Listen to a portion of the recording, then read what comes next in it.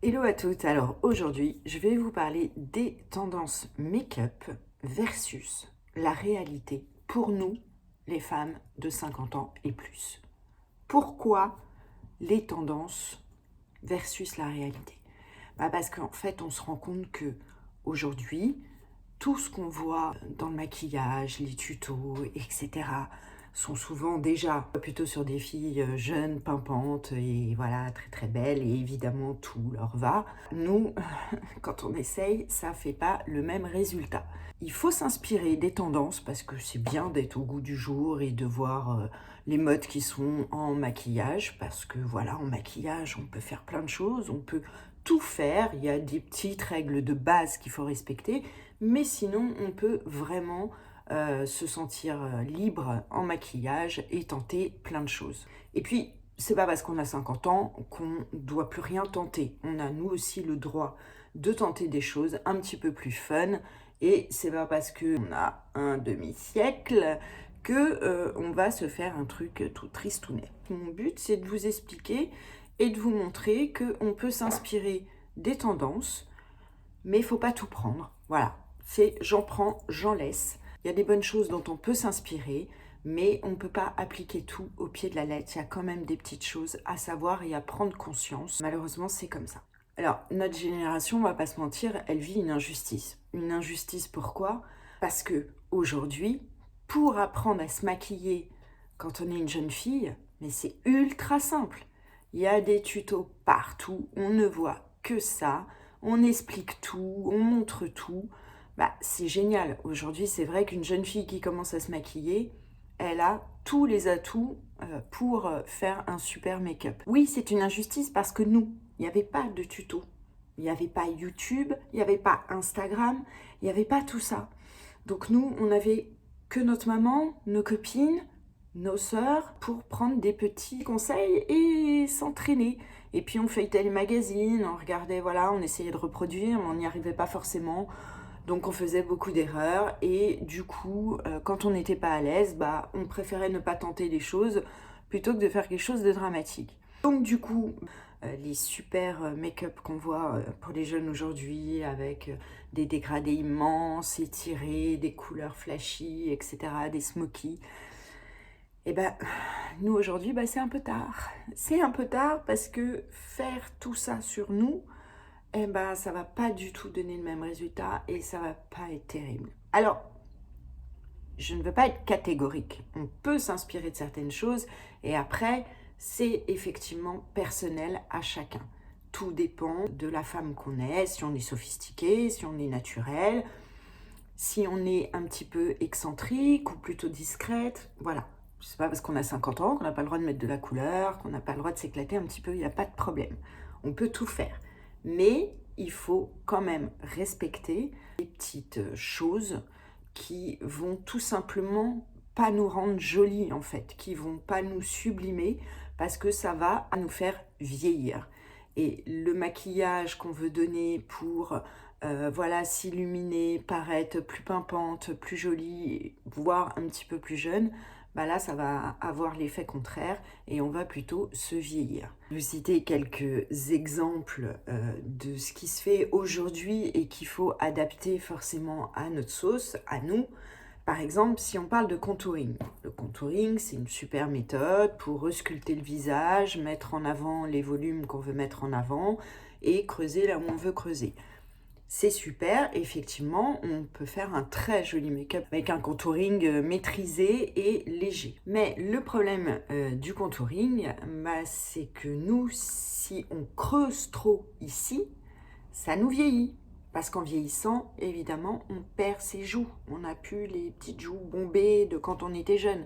Donc plus on va creuser ici, plus on va donner un côté vieillissant.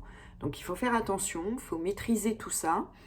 Il faut se servir de contouring pour réchauffer le teint, mais pas trop marquer cette partie-là qui va être très vieillissante sur nous.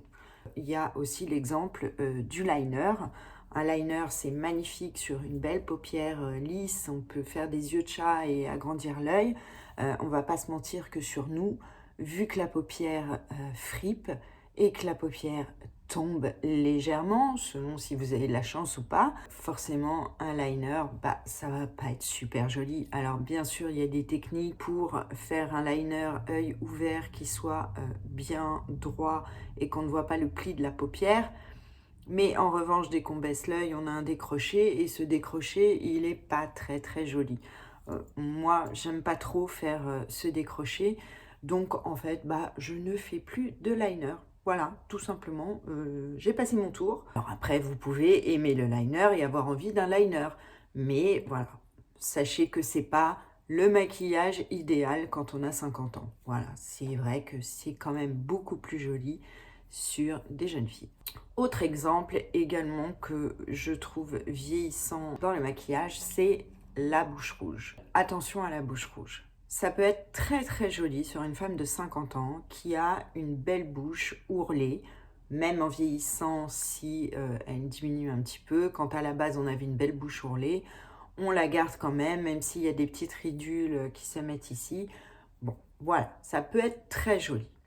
Mais si on a une bouche plutôt fine, comme moi, le rouge à lèvres rouge va avoir un côté assez vieillissant. On va préférer plutôt du nude, plutôt bien s'hydrater la lèvre. Voilà, mettre un petit labello tout simplement, un petit peu fruité, voilà. Des petites couleurs très pastel, ça va être quand même beaucoup plus frais et beaucoup plus léger. Moi par exemple, si je mets du rouge à lèvres rouge, je ressemble à Madame de Fontenay, c'est une horreur. Désolée pour Madame de Fontenay. Je vais séparer mon visage en deux et vous faire une partie avec les tendances et vraiment tous les tutos qu'on voit de ce côté. Et l'autre partie, je vais vous faire ce que moi, je vous conseille.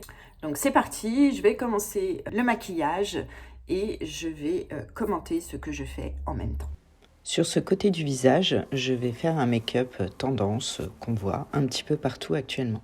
Donc je commence par appliquer un anti-cerne comme base de paupières. Ensuite, je prends la couleur la plus claire de la palette que j'ai choisie, que j'applique sur toute la paupière mobile. Ensuite, j'applique une couleur un petit peu plus foncée à l'extrémité pour creuser au niveau du creux d'orbite et agrandir le regard. Ensuite, j'applique une couleur médium pour apporter de la lumière au milieu de la paupière mobile. J'applique ensuite du mascara en étirant bien les cils vers l'extérieur. Et j'en applique également en dessous, après avoir mis du crayon noir à l'intérieur de la muqueuse. De l'autre côté, je passe au maquillage qui va être plus adapté à mon âge. Je commence également par appliquer un anti-cerne comme base de paupières. Je poudre ensuite afin de matifier l'ensemble. Et j'applique ensuite un trait de crayon orangé qui va permettre d'intensifier le regard et d'attirer l'œil dessus. Je repasse ensuite un fard également orangé pour fixer ce trait de crayon afin qu'il n'y ait pas de dépôt sur la paupière quand je vais relever la paupière. J'utilise ensuite le dessous de l'œil pour remonter et faire mon angle externe de l'œil. J'applique ensuite énormément de mascara. Je repasse de l'autre côté pour le teint. Et voilà, surtout ce qu'il ne faut pas faire, c'est appliquer le fond de teint directement sur la peau et assister à une catastrophe. J'ai ensuite pris une éponge pour appliquer le fond de teint et l'anti-cerne que j'ai mis en forte épaisseur, volontairement, comme sur la plupart des tutos que l'on voit. Et ensuite, je poudre avec une poudre libre avec des particules assez fines. J'utilise ensuite une poudre bronzante avec laquelle je vais former mon contouring sur les tempes, le creux des joues et l'ovale du visage.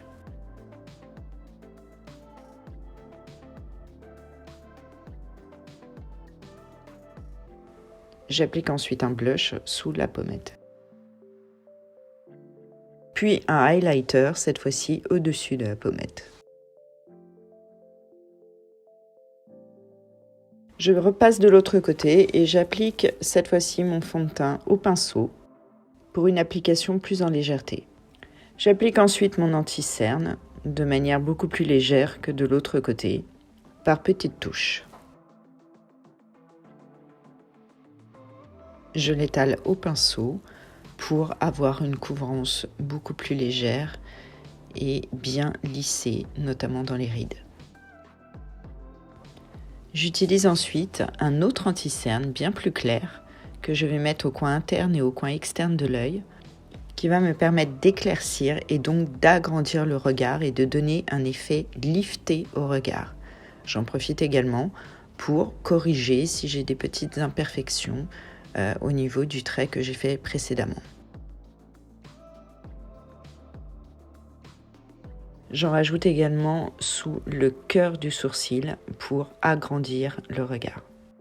J'applique ensuite une poudre légèrement plus foncée que mon teint au niveau du front, de la joue, de manière assez diffuse et un petit peu sous l'ovale du visage. Ensuite, au lieu d'utiliser une poudre et de rajouter de la matière, j'utilise ce petit stick matifiant qui va me permettre de sublimer mon teint.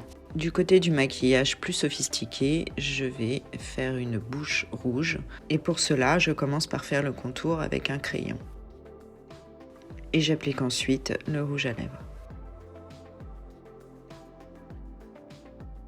Et du côté plus naturel, j'utilise juste un petit stick qui va juste colorer fraîchement mes lèvres.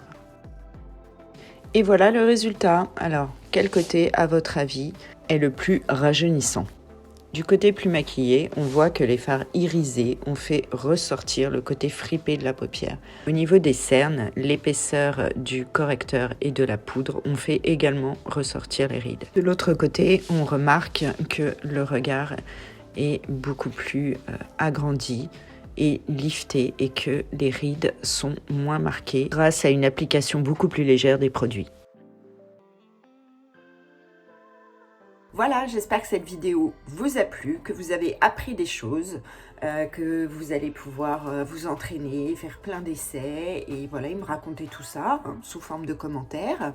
Bien sûr, n'oubliez pas de vous abonner à la chaîne, n'oubliez pas de mettre un pouce bleu. Voilà, je vous dis à bientôt.